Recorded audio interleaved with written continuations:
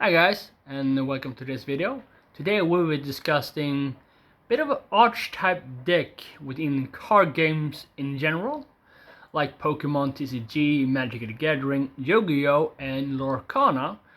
Since for a month ago I started to learn how to play Pokemon TCG, and that means I have now played slightly competitive in 4 different card games, which are the following of starting with Yu-Gi-Oh, then went to Magic the Gathering, then had like a year with Lorcana, and now Pokemon. And there are just 1 month and a week until the season starts with Pokemon, and we'll see how bad I will do in my first season. And yes, I am realistic, I'm probably gonna do pretty bad, because I'm facing trainers that has more years of experience than me, and I'm not the best builder of decks in general. I can see it every time I face people, and I'm not really figuring out how to utilize maybe like TCG Limitless to build a perfect deck to fight the most destructive deck out there right now, which is Pult. But this season I'm just gonna focus on learning. But back to discussion. In card games there are a certain number of decks you can build, and there are being nicknamed different types in decks, which all we know as archetype.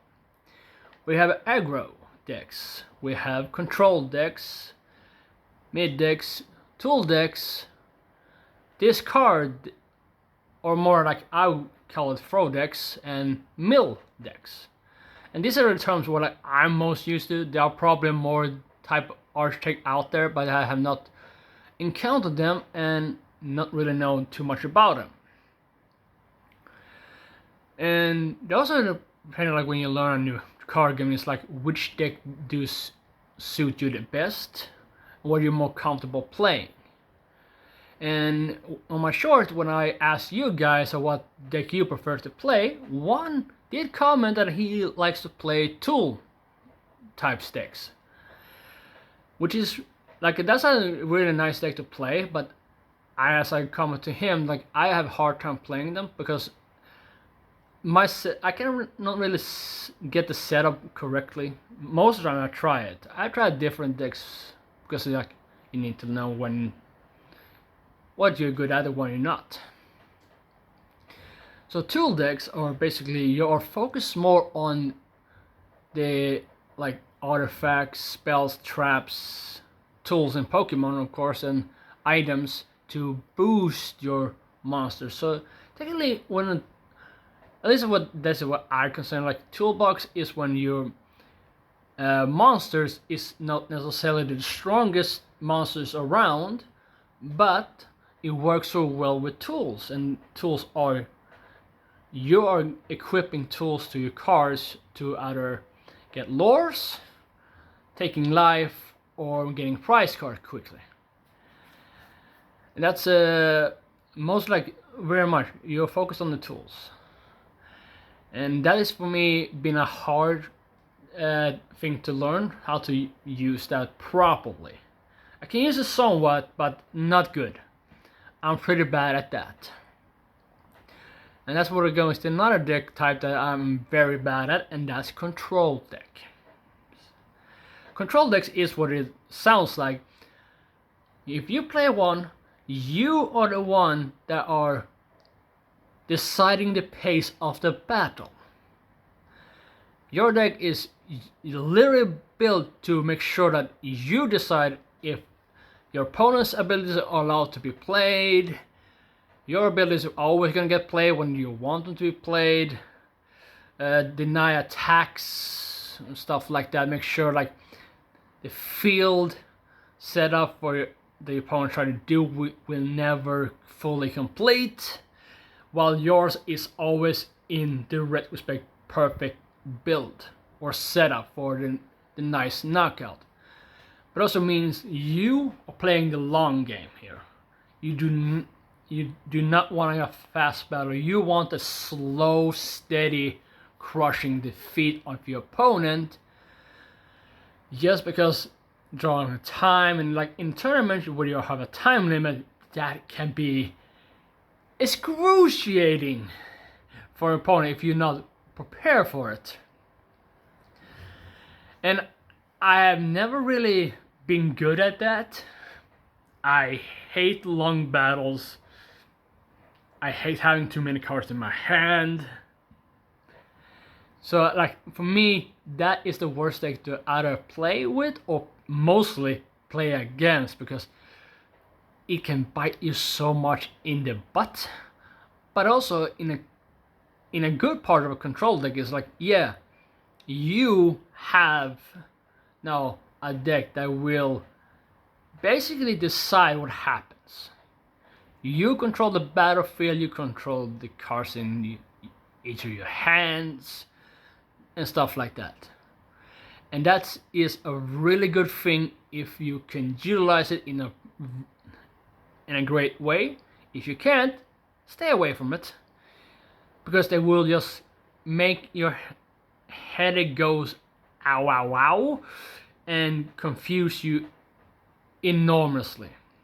So if you don't feel like you want to have too many cards in your hand, or you're like you need to have this specific card to stop that and you can't pull it, control deck is not really for you. I know it's not for me, and probably not for most people.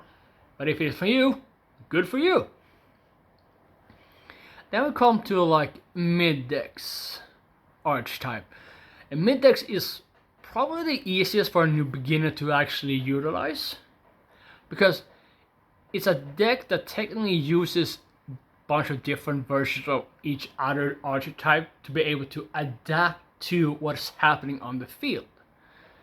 And I would say that one and mill deck is the one thing I would say is the best version to fight control decks, just because mid decks are built to be able to throw out different types of attack supports and field changes, but also like adapt in case your opponent plays something that you weren't really expecting them to play, but now they play it, you still have a couple of cards in your hand and maybe a card in your field that can change that, and it's not a big deal if you lose 2 or 3 cards.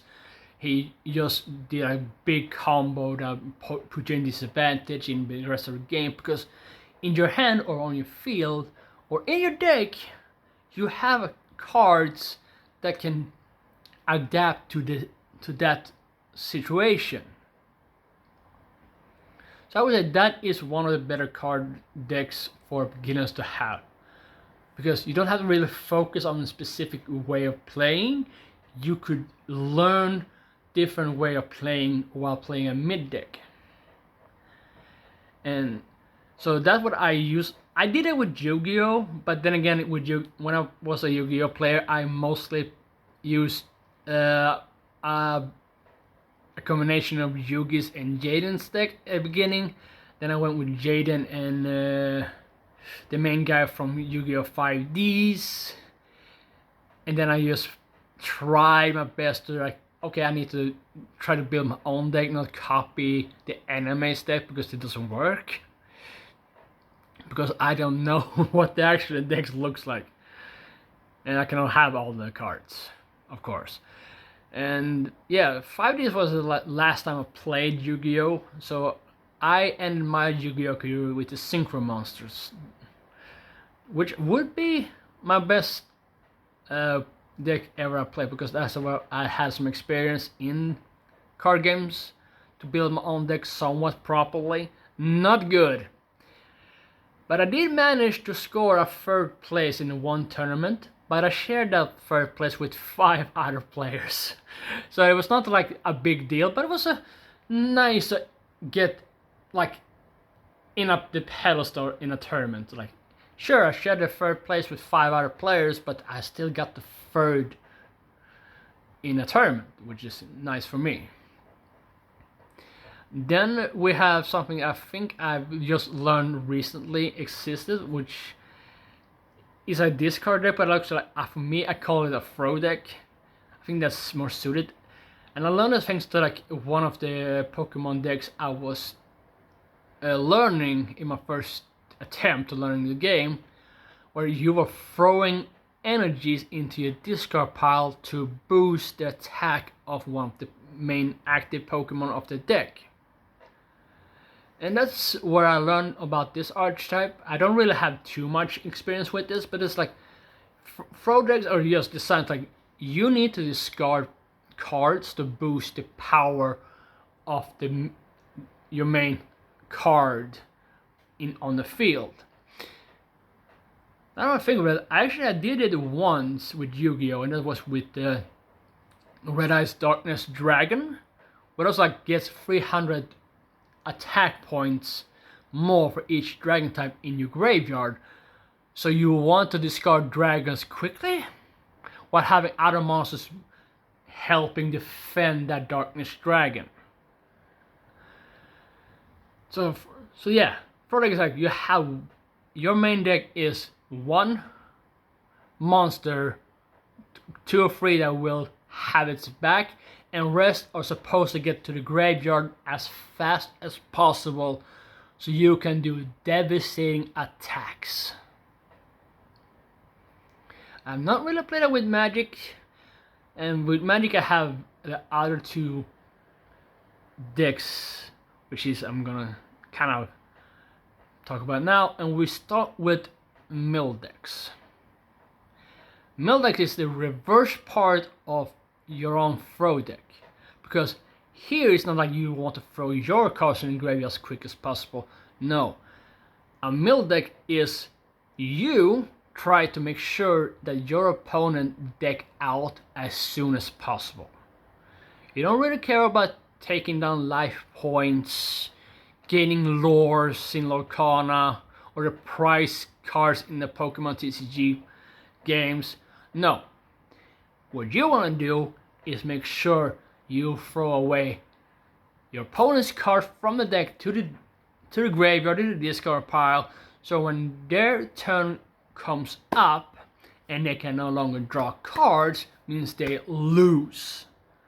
They lose the game because they can't continue drawing cards. And that was my second type deck I actually built in Magic the Gathering. I have tried it with other play decks as well, but it was fun. But usually Mildex, especially with the Magic deck I was using, had too much mana cost to play properly. And I didn't try too much to temper with it. I didn't have too many good cards either, and also that was also like when I started having trouble keeping up with the standard tournament format, with what card was legal, which was not, because I was out of a job. I didn't have much money to keep buying the new sets to upgrade my deck properly. So that's why I was starting to guide my way from Magic, because I couldn't keep up. But yeah, Mildex is fun. It's really fun because like it's a way of winning that's both slightly mean, but also like take focus on what the game was supposed to be. It's like taking the opponent down to 0 life points, get out of prize cards, get up to 20 lores and stuff like that. Just like, no, we don't care about that. We don't care about that at all. I want you to not only be able to draw cards. Oh, you have a good hand? Oh, I can see your poker face is bad. I can see you having a combo in your mind you're thinking about. Let's not worry about it. Throw your hand into the graveyard, draw 3 cards. Now, throw away 10 cards from your deck to your graveyard. You will not draw with cards you need. And it was the funny part with Mill is when you actually can have the cards that lets your opponent throw away the most cards from deck to graveyard, and they see the card that their combo and the strategy was built upon getting thrown away. That is so satisfying when you're playing a Mill deck. It's a mean way of playing. So if you don't want to be a mean player, you should not play Mildex. But if you don't mind be a little bit mean and stuff like that, and you just think like, that's a That's a one way of winning that I have not tried yet. So let's try it. Go for it. But if you want to be don't want to be too mean about it, don't play Mill. That's all I'm gonna say. Mill decks is mostly for guys that love to just see their opponent's strategy crumble to dust because they're throwing away the cards, and then lose because they can no longer draw cards. Here, and the last archetype deck I want to talk about is the one that suits me the best, and that's the aggro archetype deck. Now aggro, it doesn't mean you are very angry or stuff like that, no. Aggro actually means you technically speed run through the game, the round. Your main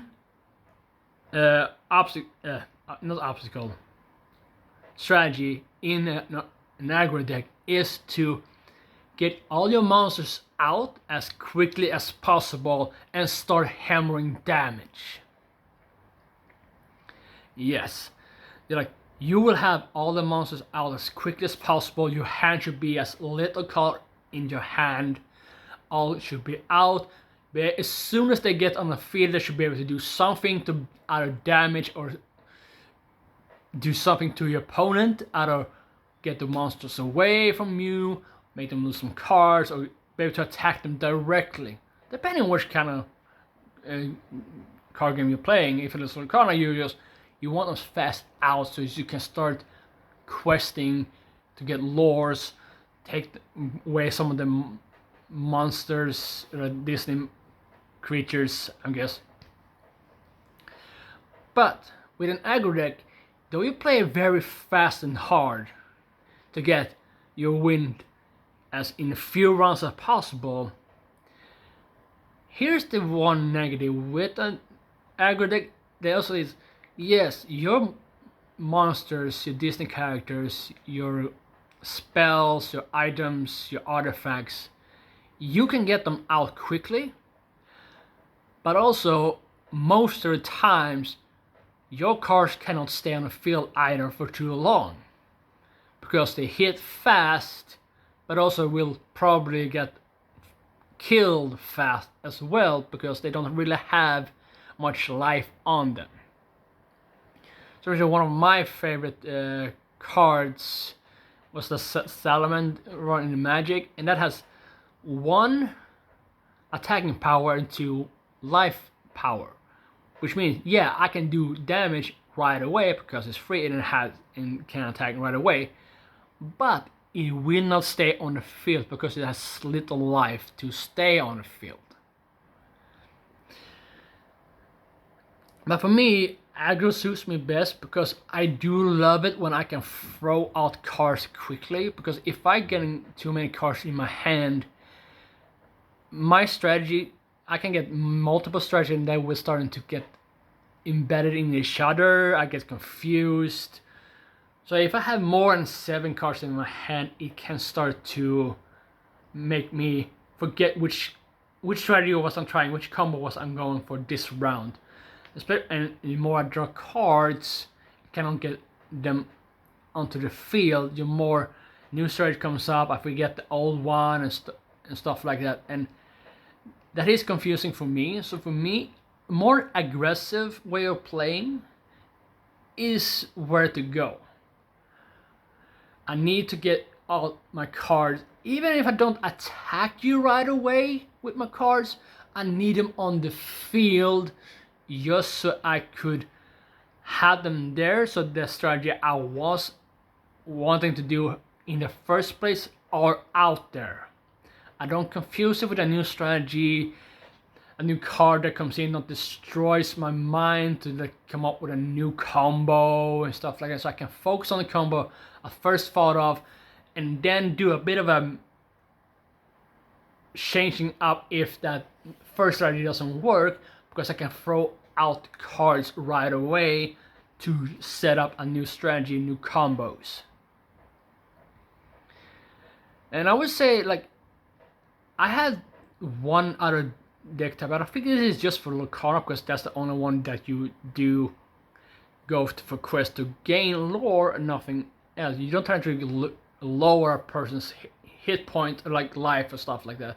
No, you're here to like get 20 lores to win, and that's the lore grind deck, which I managed to build a pretty good lore grind deck by myself, and that's been my best deck ever in all the all the 4 versions of card games I have played.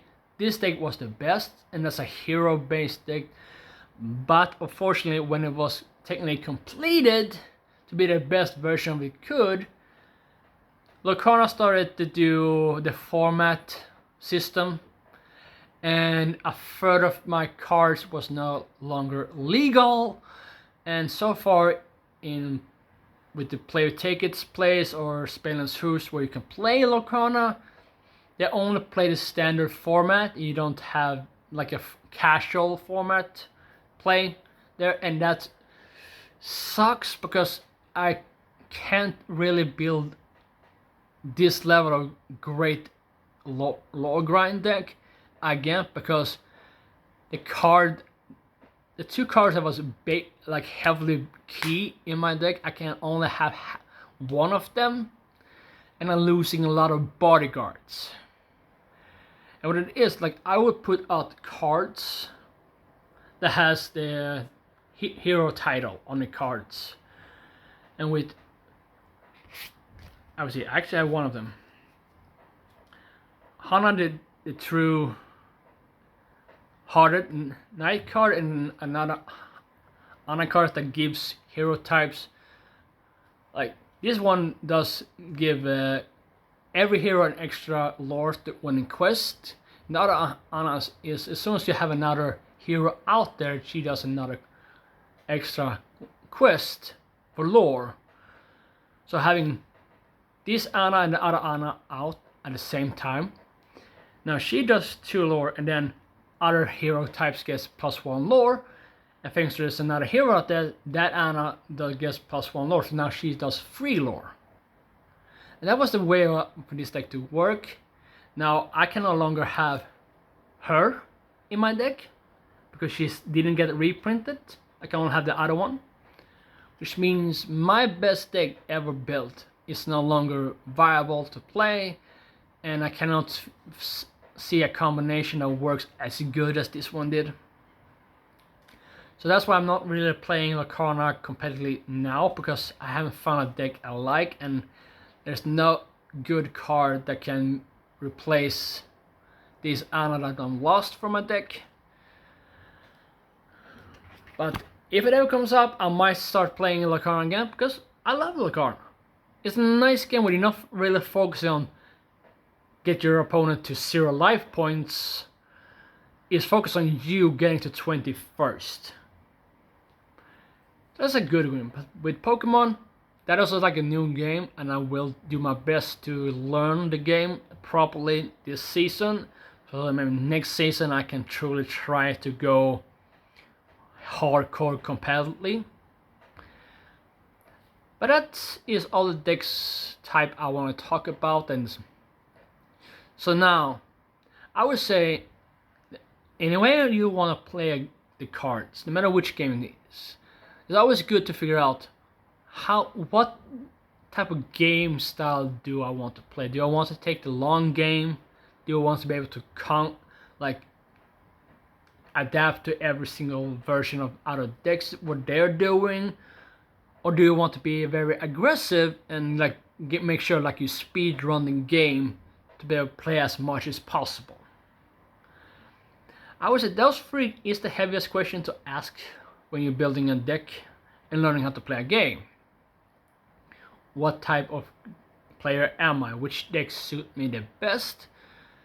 And when you find a deck type or a playstyle you are very comfortable in, and you know this is the playstyle for you, they can always have other players around your local game store, organizations that play cards with each other, to help you find good cards and good combination for that card. Because most of us, even though we compete with each other and stuff like that, and tournaments around to like become the better player, we will help you to build a deck that's really good and give you tips and ideas for how to improve or completely change around the deck.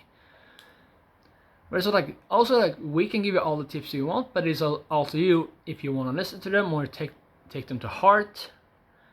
But for every single card game out there, every single fan that are willing to help, because not only does this mean our card games get more players and the fandoms grows, but also means we can also grow as players as well, because now we are helping other players grow, which means we can start thinking about things that we maybe didn't think about before. And then when they come up with a strategy that we didn't think of, they can teach us. So yes, if anything from this video, think about this. When you're building a deck, what type do you want to have? What type playstyle suits you the best? And then build that deck best suited for that. And then always, we're willing to ask fellow players how to improve your deck. And if you like this video and watched this far into my rambling, please hit like and subscribe. I would like to hit 50 subs before this end of the year. And don't forget to hit the notification bell so you know when this goofball put out more videos. Until next time guys, have a great weekend. Bye!